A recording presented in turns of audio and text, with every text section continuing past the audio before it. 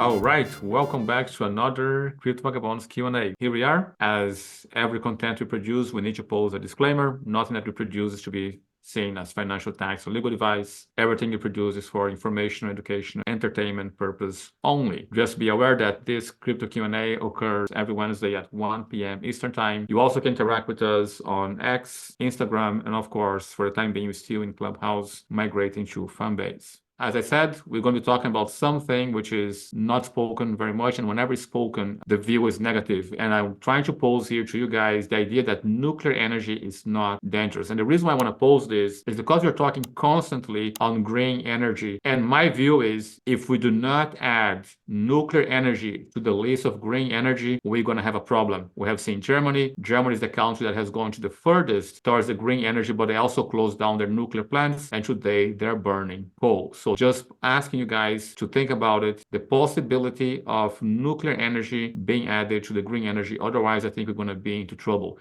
If you want to find out more about my views on green energy, I have a video on the channel, link for that on the description below. The roadmap of today, we're going to be talking about the dual nature of nuclear power. We're going to be talking about how nuclear reactors work. Of course, all very simplified because I only have 15 to 20 minutes. We're also going to be talking about innovations and challenges on the nuclear energy. We're going to be talking about a company called TerraPower, and no, has nothing to do with crypto, has to do only with nuclear power. And then we're going to talk about the public perception of nuclear. And then we're going to be talking about the role of government reluctance on this.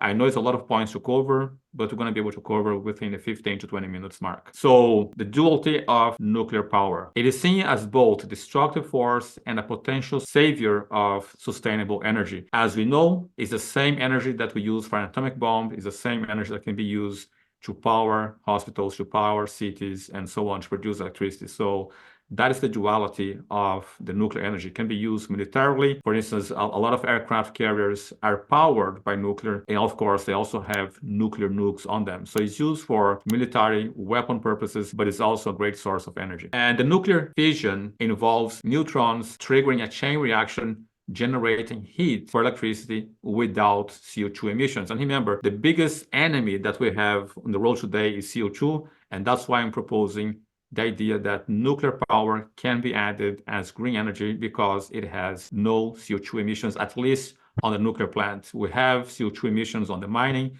but that's another story and a subject for another video. Now, the other problem that we have is radioactive materials, because you cannot extract all the power from the uranium. It's only a small percentage, or at least that's how it used to be before innovation came into the space of nuclear energy. So the byproduct is one of the greatest concerns because it's radioactive waste. What should we do with it? We're going to be having waste, radioactive waste on Earth.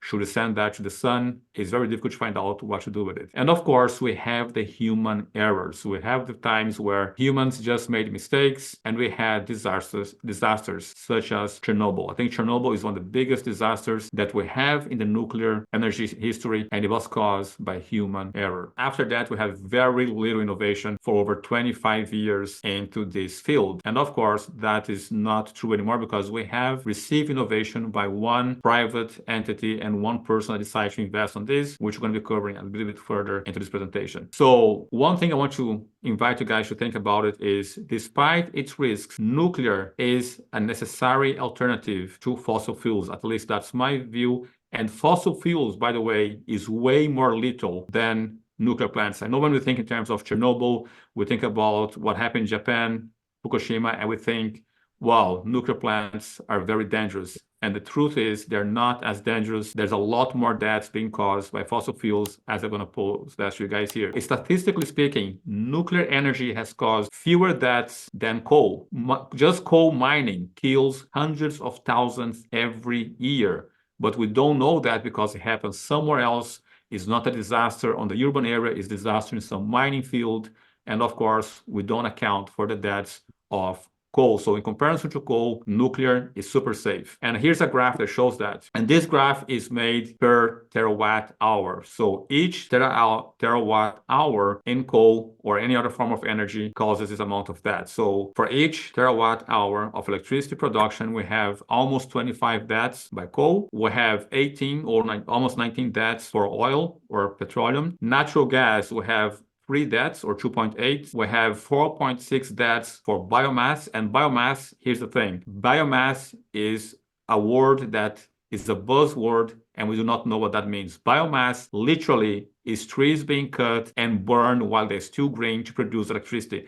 And it's not that they're cut and burned where they're cut. This is the Amazon forest being cut, shipped across the Atlantic to provide electricity for countries such as Netherlands. So that's biomass. So 4.6 deaths, hydropower 1.3, and then we have wind, we have nuclear energy and solar. And you can see that nuclear, solar, and wind are green in terms of human lives, at least the amount of human lives that they claim. And you can see the greenhouse emissions are very significant when you compare solar, nuclear, and wind to everything else. Another thing that we don't add to that graph is this. Look how much you need of uranium to produce the same amount of electricity or energy as 3 barrels of petrol or 16,000 cubic feet, 13,000 cubic feet of natural gas. And the uranium pellet, just one, produce the same amount of energy as 3 barrels of petroleum or 17,000 cubic feet of gas. So the space is very small. There's a lot of energy in just one pellet. Now, of course, we have to deal with the perception and the fear. And for that, I use a metaphor, which is flying an airplane. Most people, they're petrified and afraid. Not most. Let's repeat that and go back. Some people are petrified and scared of flying on a plane. But guess what? Flying a plane is much less dangerous than driving a car or riding a motorcycle. So the public fear that we have is very disproportional when you look at the actual numbers. Let's just look at this video so you can see what I mean. Travelling by aeroplane is actually one of the safest modes of transport. Thousands of planes take off and land every day without a problem. That's why it's such big news when one does crash, because it's so rare. For every 3 million flights last year, there was only one recorded death. That means you're more likely to be struck by lightning than be in a plane crash. That's very rare though, as you only have a 1 in 300,000 chance of that happening. In fact, flying in a plane is even safer than travelling by car, something most of us do every day without anything going wrong. More than 1.3 million people around the world die in car accidents each year, compared to just over 500 in plane crashes. And even if a plane does crash, you're far more likely to live. A study found that 90% of aeroplane crashes can be survived. So this is just some numbers so to see how we tend to be afraid of things that are not as deadly, at least not when you look at the number. Now, I want to introduce you to Lowell Woods. I may be mispronouncing his name.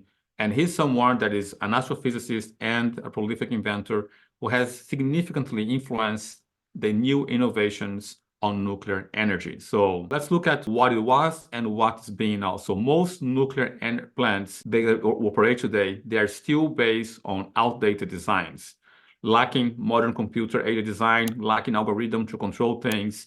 Most of plants that are still operational today, they have old technology in the sense of not being computer run. Now, another thing that happened is those plants that operate today, they work with enriched uranium, and they can only extract a percentage of the energy of that uranium, producing a lot of waste. What most people may not know is that that waste is very difficult to find where to store and what to do with it, as I just mentioned earlier. And the new plants today, they have the possibility of exploiting that waste uranium, as you're going to see on the future slides. So another thing is the regular plants that operate today, they need to be refueled or change the uranium core every 18 to 24 months. On the best case scenario, 24 months. Also, we have the 2011 Fukushima disaster that shows how dangerous nuclear plants are, because of course there was a tsunami and there was a storm and the reactor broke or there was a damage on the plant, and that was the most recent disaster we have in terms of nuclear plants. Now,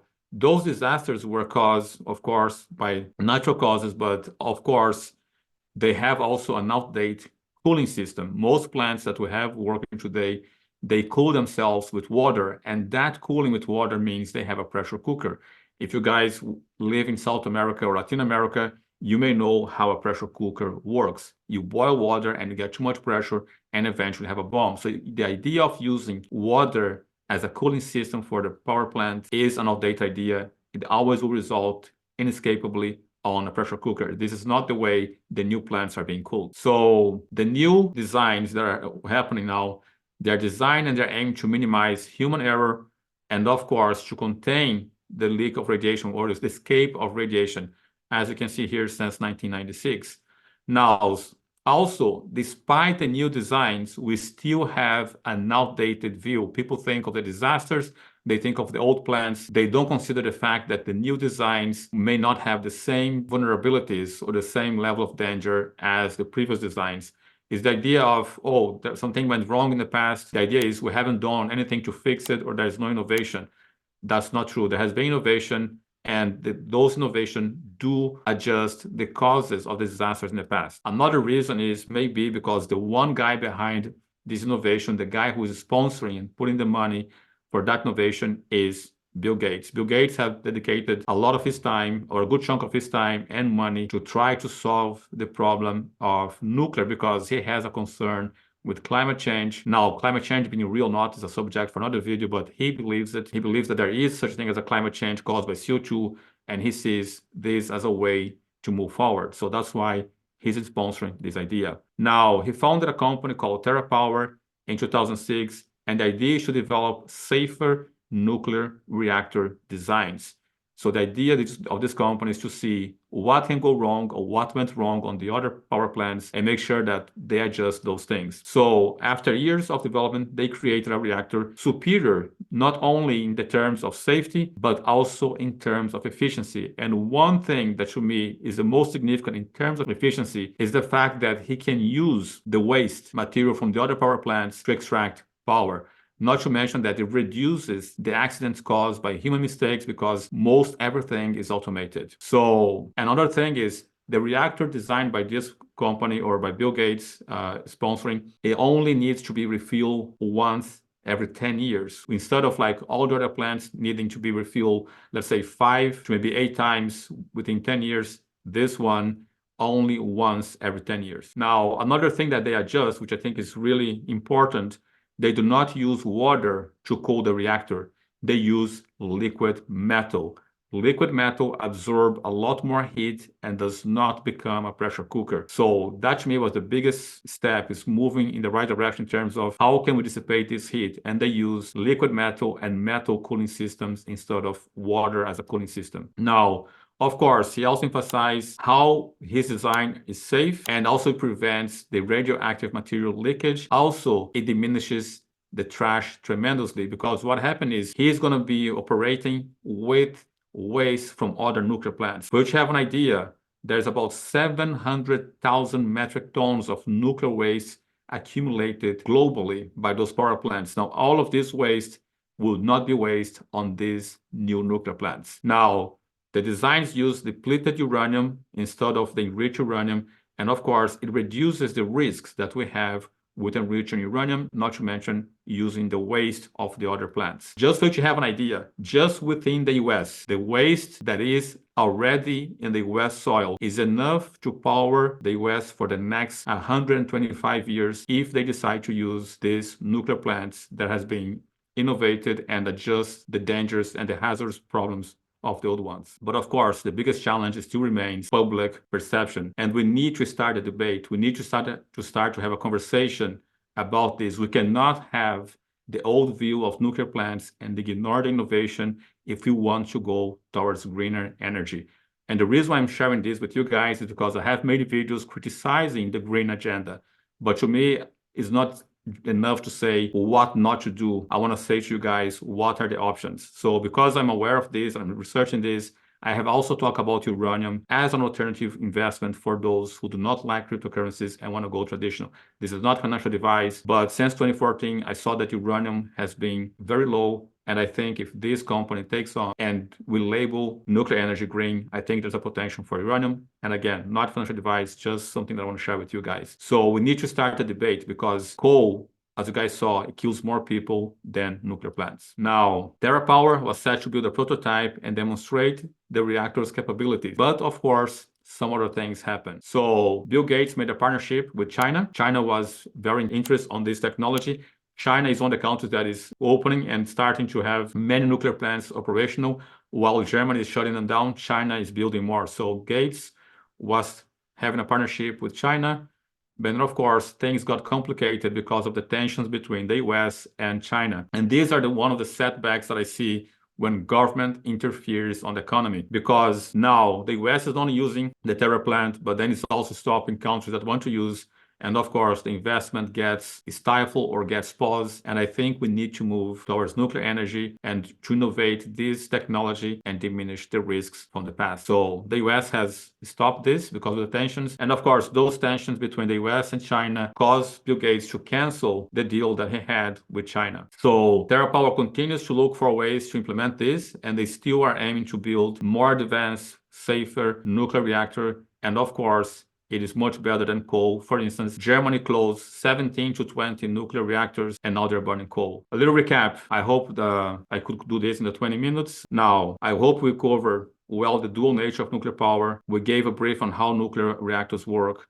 I explained to you guys innovations and challenges, talk about a company called TerraPower, and of course, talk about the public perception and show to you guys how, at least one example on how the government reluctance is stopping this innovation. And I think we need to move in that direction. Now, with this, if you want to find out more about these kinds of things and how to enter the crypto space or investment, do consider joining the academy. That way, you're going to be in better control of your money. Link for that on the description below. I ask you, if you got value from this video, please do like, subscribe, click the notification bell so you'll be notified the next time I make a video. And with this, I wrap this video and I go for the Q&A for you guys.